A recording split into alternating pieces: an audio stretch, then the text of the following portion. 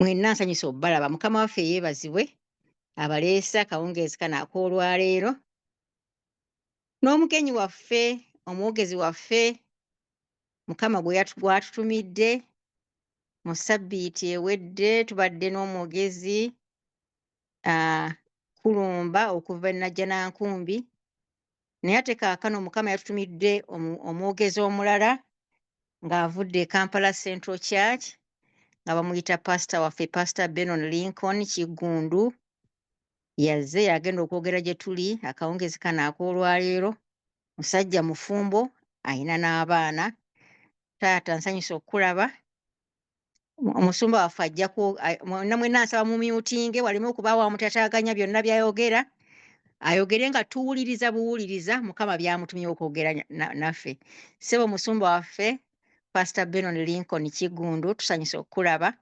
Kano ke kaseera ko okwogera gye tuli. Mukama akuwa omukisa ssebo. Amiina nnyo. Abaagalwa abaana ba Katonda abalungi, nange munzikirize nate mbaanirizeeko era mbabuuzeeko mu linnya lya Yesu Kristo. Mukama waffe yeebazibwe abooluganda. Amiina. Era sobola okwogera nga ngamba nti bannange, happy Sabbath to everyone. Happy Sabbath. Kubanga Katonda ate sabbiiti eno entukuvu agitutuusizaako olunaku olwaleero. Mukuliko eyo mu mirimu gyammwe yonna gye muvudde. Kimanyi n'abalala bakyasambyako bamaliriza wano wali batwegatteko, naye tekigaana naawe kubanga oluganda omujjukiza mugambe munnange akaseera kaffe katuuse, kubanga ne Katonda yennyini yatugamba abaye mujjukire ng'olunaku lwa sabbiiti, kubanga kiba kyangu nnyo okubeerabira emirimu egy'ensi eno nga malawo. Naye twebaza Katonda ate atulese mu kifo kino okumusinza, okumutendereza, mbaanirizaako bassebo ne bannyabo mwe bali kujja. Ate era nsaba Katonda atuwa omukisa nga tugenda okuba nga tuyiga ku kigambo kye olwaleero. Maama we bali nnyo essaala yaffe eyo. Abaagalwa, saagala emitima gyammwe gyeraliikirire. Katonda bw'ati bwe yatugamba, let not your hearts be troubled. Buli kimu ekigenda mu maaso, era ndowooza n'ennaku zino 10 ez'okusaba zijjidde mu kiseera kyennyini nga Katonda alabira ddala nti tuli mu bweraliikirivu obw'ekika ekya waggulu. Naye teri kibaawo Katonda waffe nga kimuguddeko bubbi, kyo tekiriiyo. Ate era mu mbeera ezifaanagana bwe ziti bwe twetaagira ddala omulokozi, ate ng'omulokozi tali wala nnyo, ali kumpi naffe. Kale nsaba tuwulirize emitima gyaffe mu bulamu bwaffe nti Katonda ali wamu naffe. Webale nnyo maama olw'ekyawandiikibwa ky'osomye ekyo kitambulirako nnyo. Omutwe gwaffe gutambulirako gw'onotwaliza Mukama nti naye gwe bw'osabanga, when you pray, kigambo ekyo kikulu nnyo. Bw'osaba gy'otwayize bulungi ababadde wano, era Katonda nzikiriza nti nno yayogedde naffe. Olwaleero tulina omuntu okugamba nti obwakabaka bwo bujje. Obwakabaka bwo bujje. Gyo twadde nga tulaba engeri y'okutukuzaamu erinnya lya Katonda. Katonda ye mutukuvu ekiseera kyonna. Kakati nno leero tugamba obwakabaka bwa Katonda bujje. Abaagalwa, njagala tutandikira awo wennyini obwakabaka bwa Katonda bujje.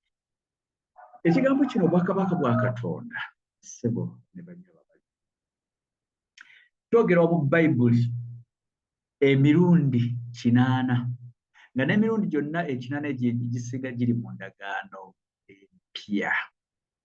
Obwakabaka bwa Katonda bujje. Njagala tutunuulireko ku kigambo ekyo nnyo, obwakabaka bwa Katonda bujje. Waliwo olunyiri lwe njagala ennyo. Maama ojja kubanga oli redde okubikkula ebyawandiikibwa bino, n'abalala mujja biwandiikako. Obwakabaka bwa Katonda bujje.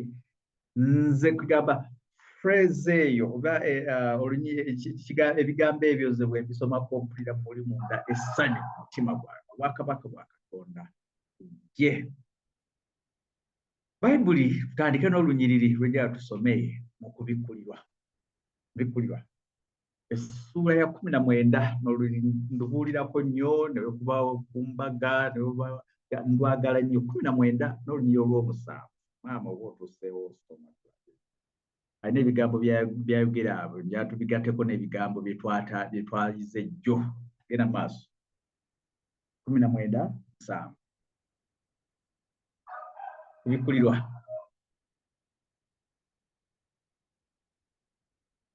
Joli mu mute mama osomera mu mute I'm sorry okubikkulirwa 19 essula y'omusanvu tusanyuke 19 olunyiri lwa musanvu olw'omusanvu weewaawo ssebo tusanyuke tujaguze tumuwe ekitiibwa ye kubanga obugole bw'omwana w'endiga butuuse amiina n'omukazi we yeeteeseteese n'omukazi we yeeteeseteese atandise ng'agamba twetuka basibu ne bannyabo tukole tutya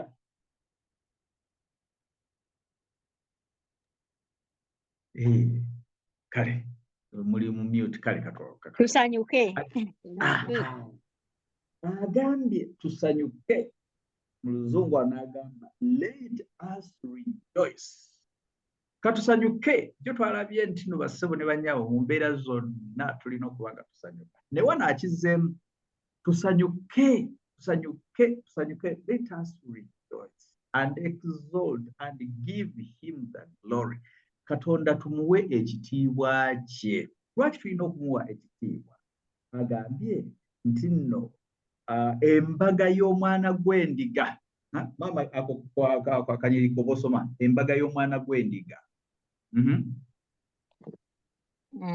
kubanga obugole bw'omwana gw'endiga bayibuli egise obugole bw'omwana gw'endiga bukoze butya butuuse n'omukazi we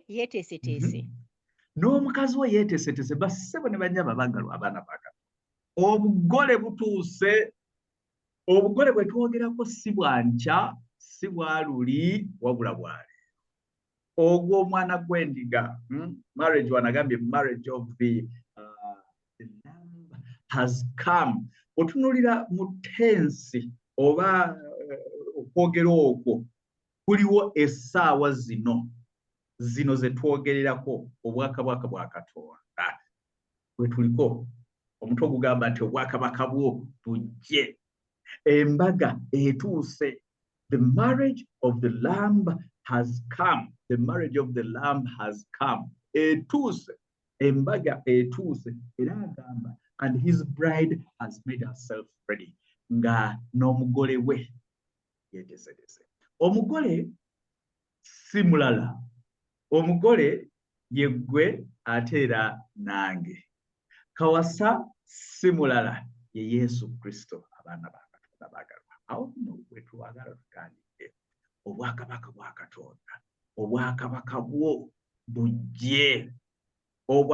bwo bujje olunyiriri mwannyinaze lwasomye lugamba obwakabaka bwa Katonda buli mu nda yammwe Luka 17:21 bassebo ne bannyabwe twogera ku kigambo obwakabaka bwa Katonda bwe buliwa bwe twogerako kakati obwakabaka bwa Katonda buno bwe twogerako bujje bassebo ne bannyabo buli mu Yesu Kristo okufuga emirembe yonna emirundi 80 nga ekigambo kino kyogerwako obwakabaka bwa Katonda kati njagala tugende bassebo ne bannyabo konsepti eno gyebayogerako nti obwakabaka bwa Katonda kitegeeza ki si kifo bufo kyetwogerako it's not a territory it's not a space or byabufuzi oba obwakabaka national kingdom naye bassebo twogera ku bwakabaka kingly rule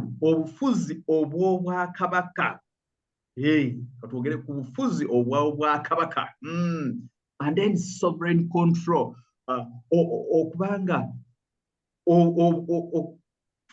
obufuzi bwebwo control nga buli kimu gw'okifuga era obwakabaka bwa Katonda bassebo ne bannyabo bwe twogerako bannyabo abaagalwa ne bataata abali wano obwa Katonda buli mu Yesu Kristo. Njala tugende maama wange njagala nsomera olunyiriri Bakolosaayi essuula esooka n'olunyiriri olw'13. Bakolosaayi 1:13 agamba atya? Kigambo kino ky'obwakabaka bwa Katonda. Wangi 1:13. Bakolosaayi. Ese unoonya.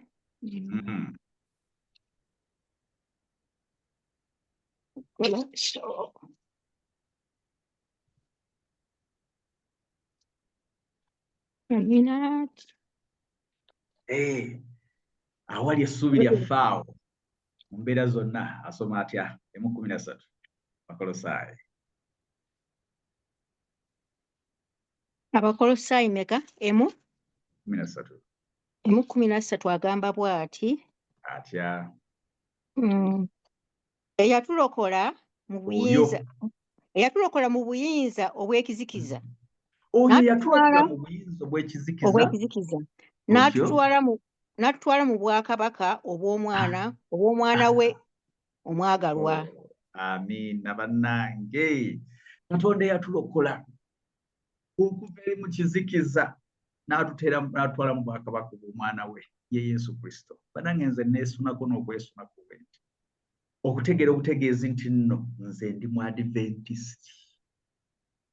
Gye nava ye wala. Maama ye akitegeera. Omusaaga kitegeera nti Katonda nze gye yanzija okufuuka Omuadventisiti okujjawa kisa kye. Nali musajja yali tamanyi bintu bino. Weewaawo nali nga mbirowoozaako era nga mbitambuliramu nnyo okuba nali nasooka nabategezaako maama yali Mukatuliki nnyo. Maama natwala mu Bukatuliki. Kakati taata Muprotestanti nnyo era ye akyali ali ku lugendo. Kakati basenga abange ate bo ne babanga nabo balokole nnyo. Kakati ne mbanga byonna mbigwako. Ate bataata abamu nabo basiraamu naye ate nembeera nnyo ne basenga bange ne bantwala layini y'ekirokole. Kati eyo gye nabeera ebbanga eringi ennyo. Naye Katonda nga bwali omulamu munnange era mpola Abakatonda bwaleeta ekigambo ku mutala gwaffe Namuŋŋoona ku kyalo kyaffe Abadventisiti ab'e Makerere ne bajja ne bakola olukuŋŋaana olunene nnyo e Makerere Namuŋŋoona awo. Nange wendigirira Yesu Kristo era wembakirizibwa. Amiina. Naye bassebo ne bannyabo Katonda okutuggyayo eri nange we tulya Katonda gye yanzija n'andeetawo. Bassebo ne bannyabo ekyo kikola kya bwa Katonda era kya Makerere. N'atuggyayo, he took over. Katonda n'atandika okuba nga atukolamu omulimu. Naawe Katonda gw'oli essaawa eno oli mulimu gwa Katonda akukolamu omulimu omunene nnyo. Maama yogera soma ebigambo bino biri mu Matayo essula ya 3 ekiraga Katonda ky'akola. Matayo essula ya 3 n'olunyiriri lwa 2 ayogera ebigambo bino agamba atya? Soma Matayo 3:2. Matayo 3 essula ey'okubiri agamba bw'ati. 3 olunyiriri lw'okubiri. Ŋŋamba nti mwenenye kubanga obwakabaka obw'omu ggulu bunaatera okutuuka. Weewaawo mwenenye for the kingdom. Ey'oluzungu erina bw'ekiyogera obulungi. Is at hand. Bagamba nti awagambe bunaatera okutuuka. Wano when it is at hand butuuse ddala we twogerera wano. Genda mu ssula y'okuna olunyiriri 17 obwakabaka bwa Katonda obwe twogera. Matayo 4:17. Yesu n'asookera awo okubuulira n'okugamba nti mwenenye kubanga obwakabaka obw'omu ggulu bunaatera okutuuka. It is at hand. Obwakabaka bwa Katonda buli wano bubanga buli ku nnyindo kati we twogera buli awo. Era Katonda mu Kristo mu kitabu ekya Matayo weewaawo ne mu zonna boogera ku kigambo kya Katonda obwakabaka bwa Katonda. Katonda obwakabaka bwa Katonda obwakabaka. Abaagalwa, obwakabaka buno obwa Katonda bwe twogerako tebuli wala. Buli wano mu nze, buli mu ggwe, bukwetoolodde essaawa ezo. Matayo 7:21.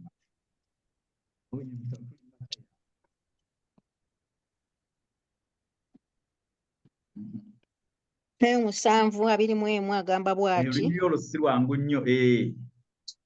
buli muntu aŋŋamba nti Mukama wange, Mukama wange, si yaliyingira mu bwakabaka obw'omu ggulu, wabula akola Kitange ali mu ggulu by'ayagala.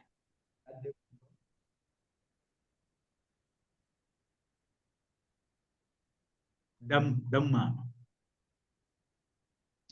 Buli muntu aŋŋamba nti Mukama wange, Mukama wange, si yaliyingira mu bwakabaka obw'omu ggulu, wabula akola Kitange ali mu ggulu by'ayagala. Abaagalwa, not everyone who says to me, Lord, Lord, will enter the kingdom of heaven, but the one who does the will of my Father who is in heaven.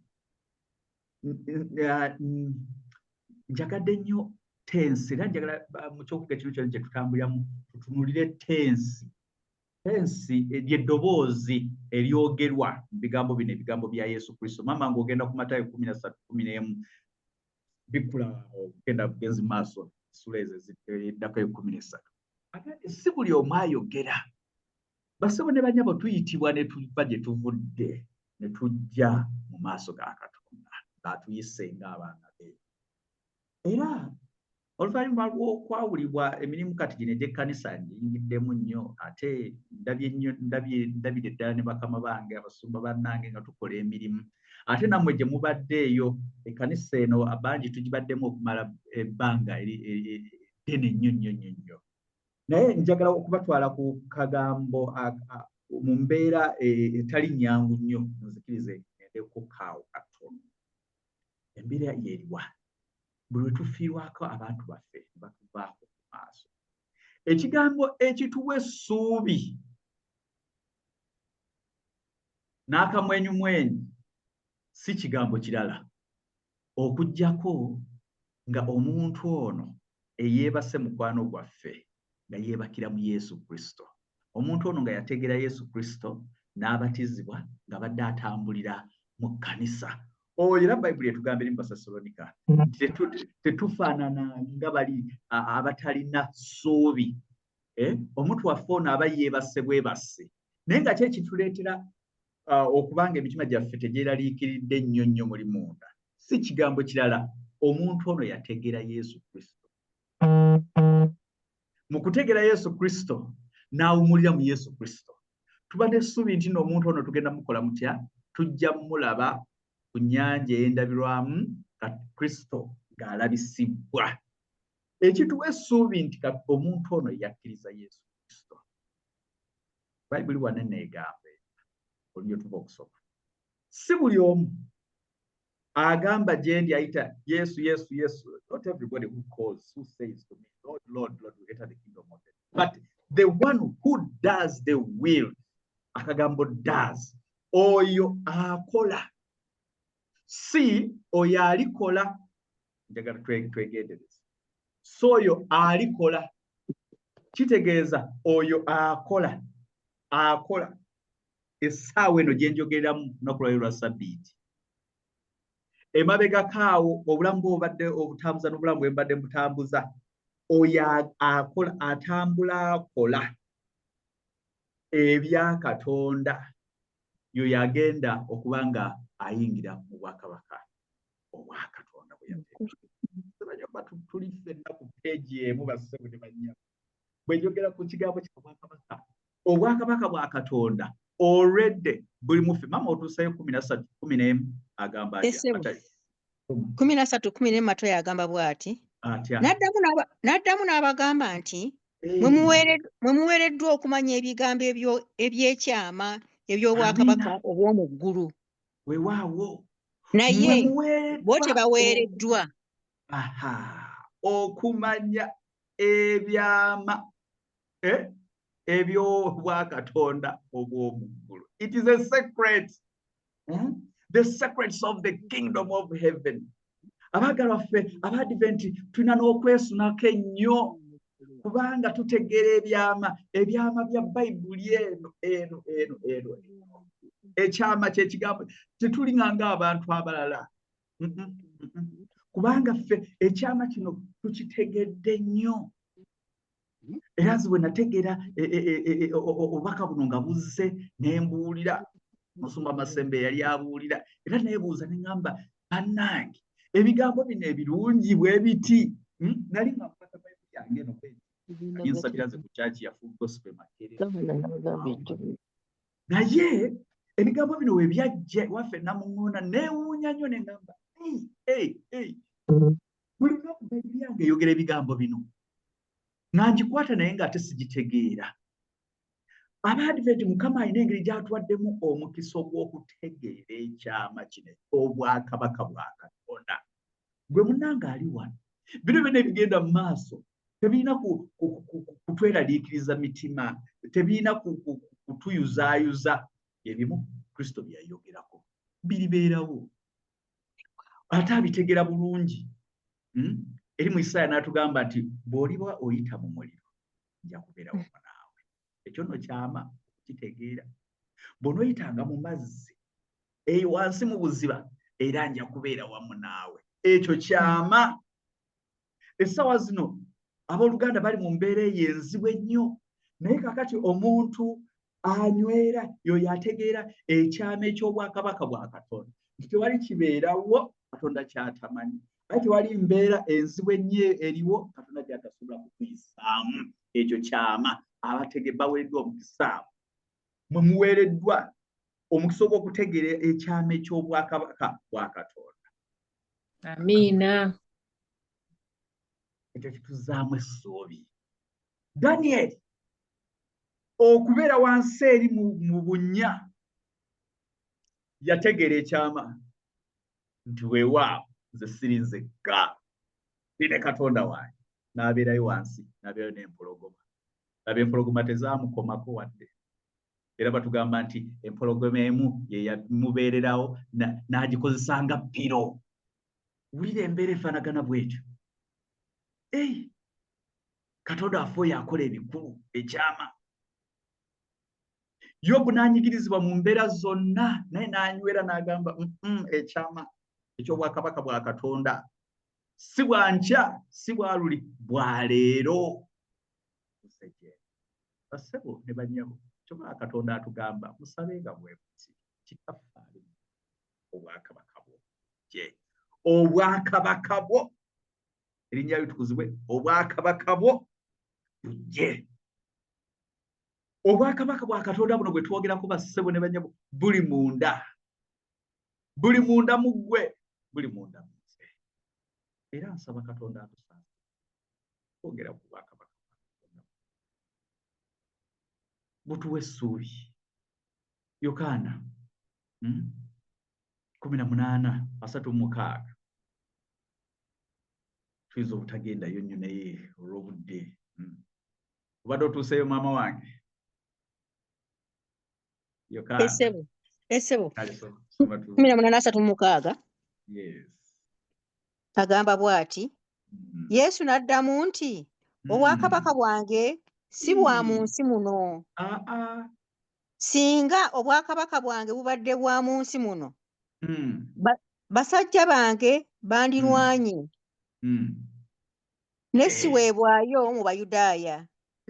Naye kaakano obwakabaka bwange si bwa wano. Kristo ayogera ebigambo ebyo bassebo ne bannyabo ng'agala okutegeeza ensi nti obwakabaka obwange njala mukitegere si bwa wano.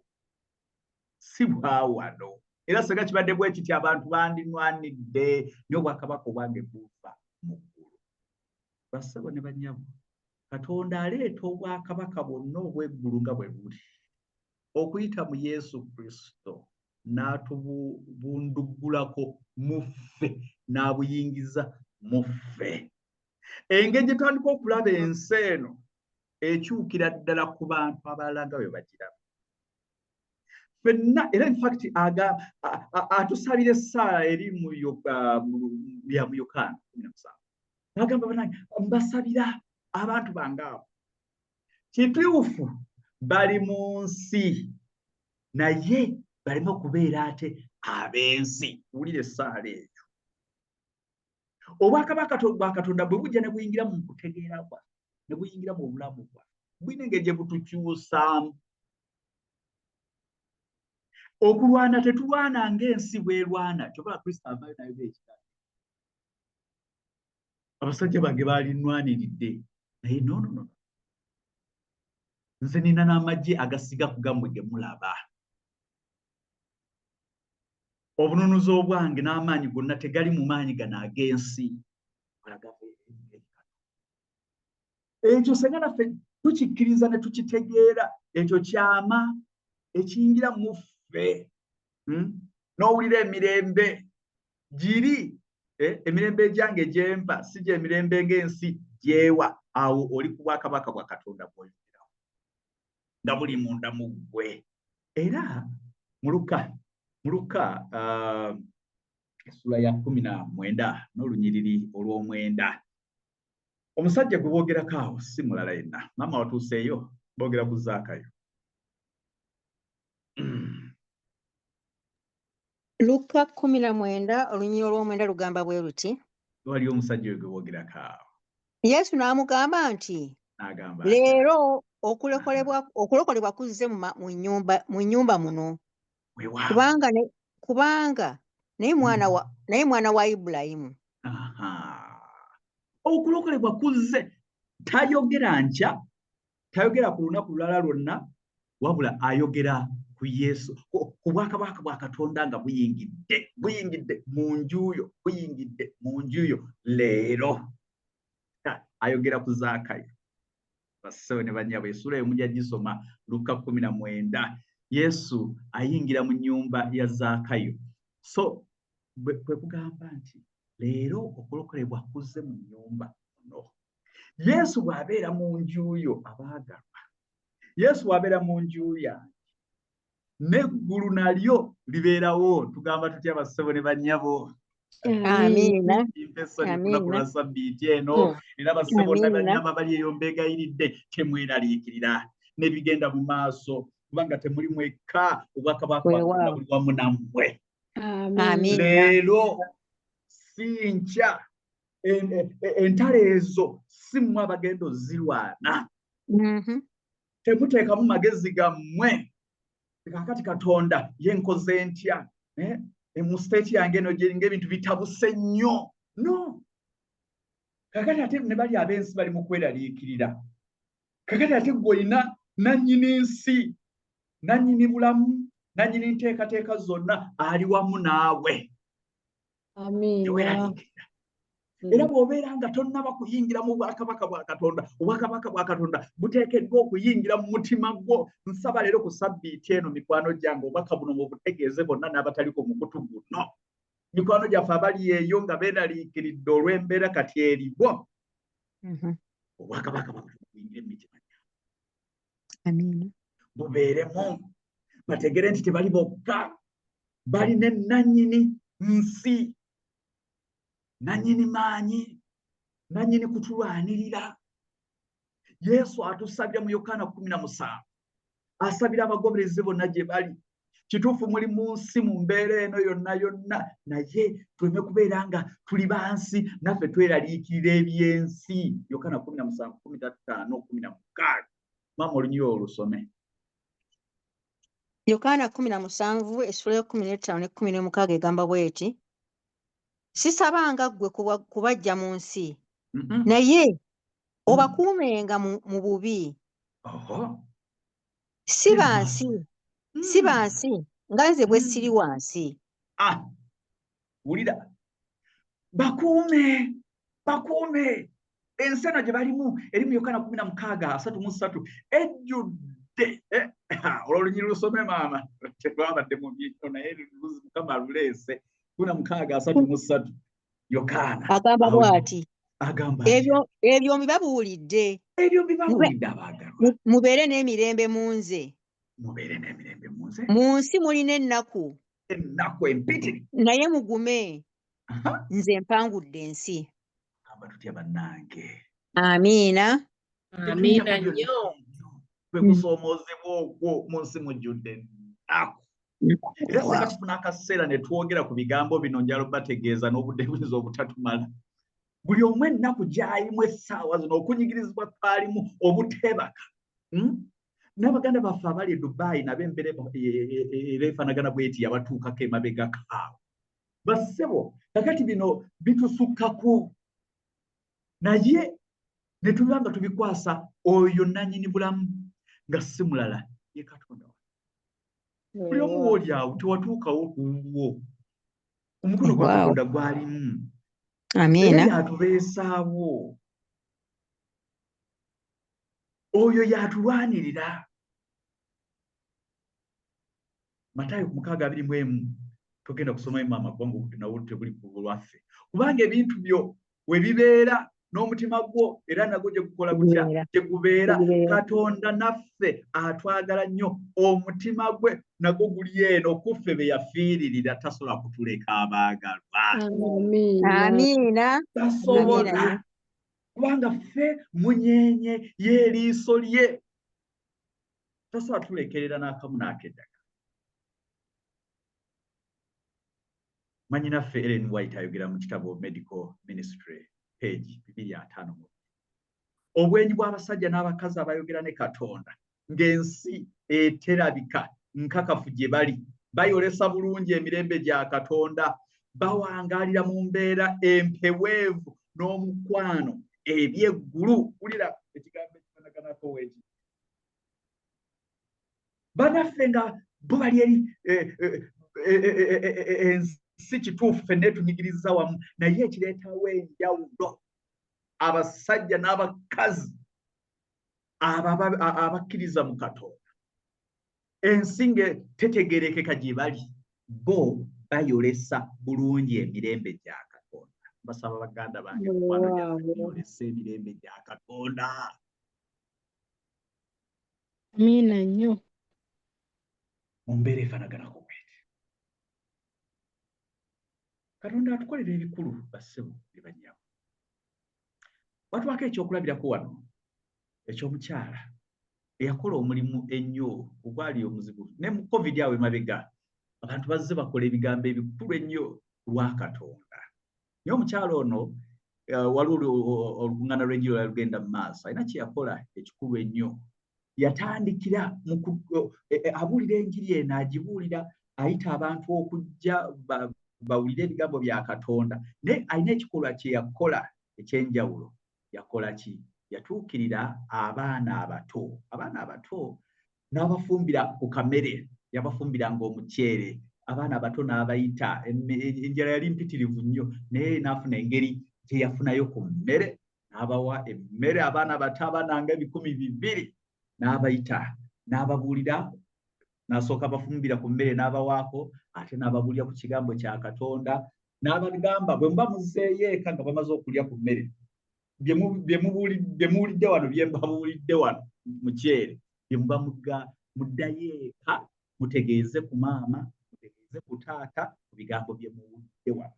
Omukyala yakozesa ono ssente ze yalina tezaali nnyingi nnyo, n'ateekateeka akamere kano akaceere, n'awa abaana bano n'ababuulira enjiri, n'ababuulirayo akagero kamu aka Bayibuli, ne basaba n'akayimba, n'abagamba akati mugende. Yalo bategeeza abaana baakola omulimu, ne bagenda ne bategeeza ku bakadde baabwe bye bayize eri, ate era akagero ne bababuulira, ne babayimbirayo n'akayimba. Era ogenda okkakkana olukuŋŋaana lw'enjiri eno ng'abantu bajja buzzi. Omukyalo yeeyambisa omuceere olw'okulaga abaana bano abato okwagala. Ng'amaze okubalaga abaana bano okwagala, ate n'ababuulira ekigambo kya Katonda. Ate n'abagamba nabo batwale ebigambo ebyo butereevu nga babitwala eri bakadde baabwe. abaana ne baagala nnyo omukyalo ono. Ate n'abazadde eri abaafunanga obubaka ne baagala nnyo omukyalo ono. Olukuŋŋaana lw'enjiri kubanga lugenda mu maaso, abaana nga bajja bangi n'abakulu nabo ne bajja. Era maama ono ng'amaliriza abagamba Yesu ajja mangu, abaana ne bategera ebigambo ebyo. Basiko ne banyabo. Oluusi tuwulira enjiri. Naye enjiri etaliiko bikolwa oluusi naye eba nzibuzi. Naye enjiri ey'ebikolwa ekola mangu nnyo, abantu ne bategeera ddala nti weewaawo Katonda gy'ali, Katonda era akola ebyo. Bassebo, Katonda ayagala okuteekateeka obwakabaka bwe mu mitima gyaffe ne mu maka gaffe olwaleero, ate buli lunaku, buli kaseera. Katonda ayagala weemanyiiza okubeera mu maaso ge ng'omutuuze w'eggulu ku byakuwadde, emikisa gwakuwadde n'embeera gyakutaddemu, ebyo Katonda by'ayagala nga bikolebwa. Mikwano gyange, kino kinzijjukiza akaseera kali emabegakaawo mu COVID. Mwebale omulimu gwe mwakola mu COVID, mwakola omulimu munene. Omu ku basumba baalwala COVID abayitamu era n'okufiira twafiirwako naffe wano e Kampala Saaki omukyala ye teyasobola kumatuka COVID n'embeera yali nzibu. Naye mu buweereza obwo Katonda namu kye mwebalizaamu, nzikirize nkyogere wano katuli mu maliro. Kyekiriwa abooluganda baakola ku caaca ne banfunira paasi eriwa nti nga nsobola okuvuga nga mpita mu Kampala, paasi gye baawanga abantu abatambula, nange abaluganda bakolera n'ekufuna.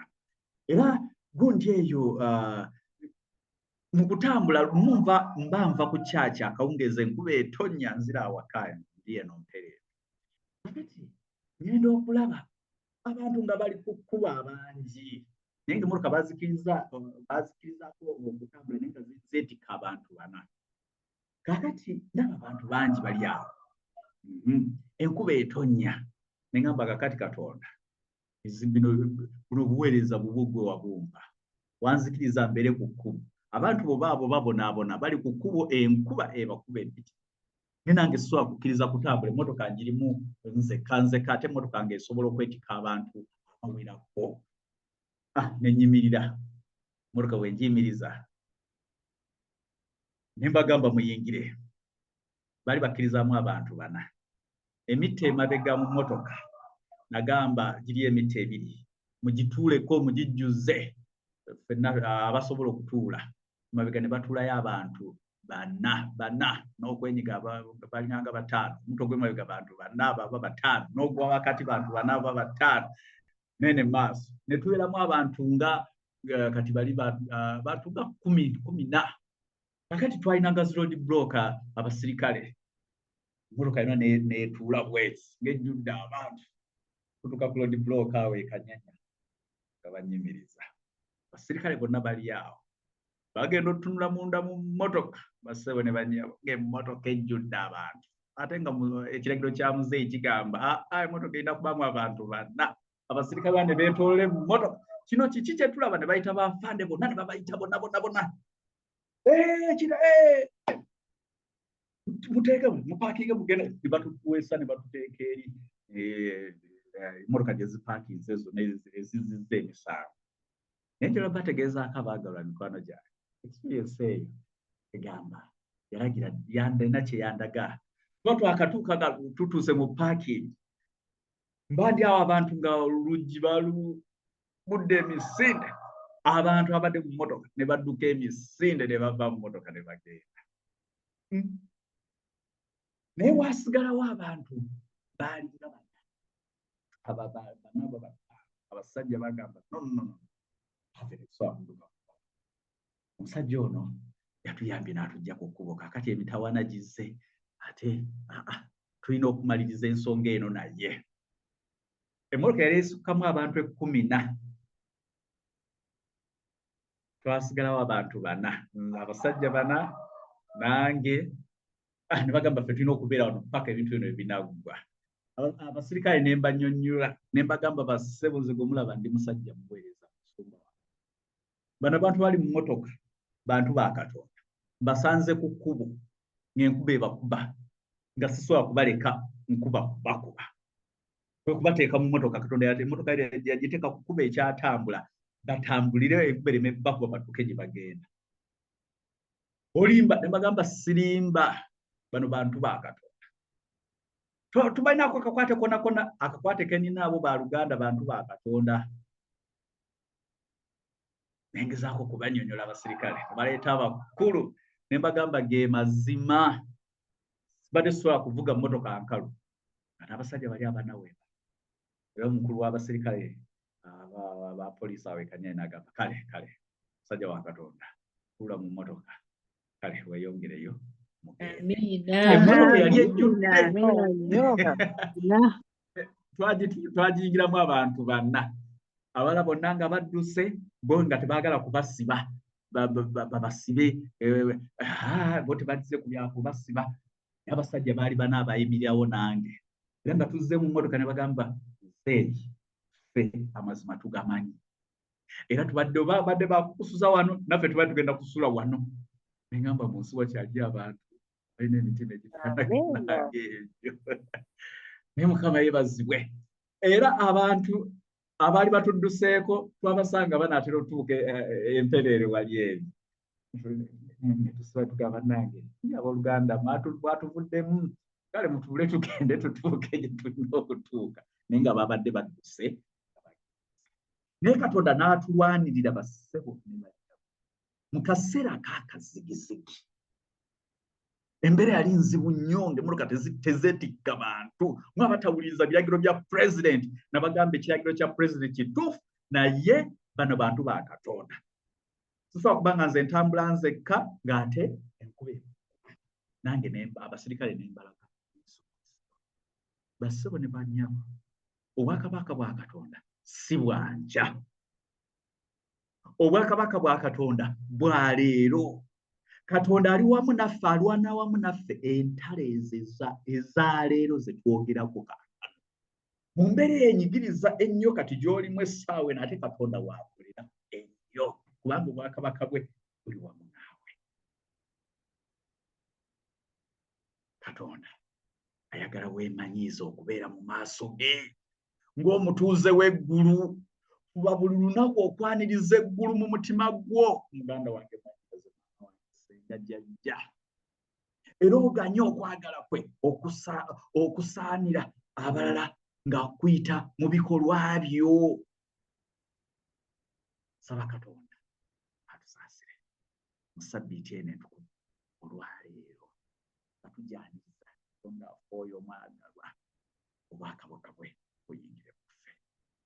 Ffe ate Abadiventi ekitufuula ekyenjawulo si kirala kubanga obwakabaka obwa Katonda muffe wano ku nsi tufuliramu emirembe so nga ate atuteekerateekera n'obwakabaka buli ekitufuula aba Seventh n'Abadventist obwakabaka buli ekyama kiri bannaffe abalala bonna mu nsi abatannakitegeera kye twetaaga n'okubategeeza okuyita mu njiri yaffe tubategeeza ekyama ekyo. Olw'ensonga eyo abangala bassebo ne bannyabo ssabbiiti eno mu nnaku zaffe zino 10 katuganye obwakabaka bwa Katonda buyingire mu mitima gyaffe.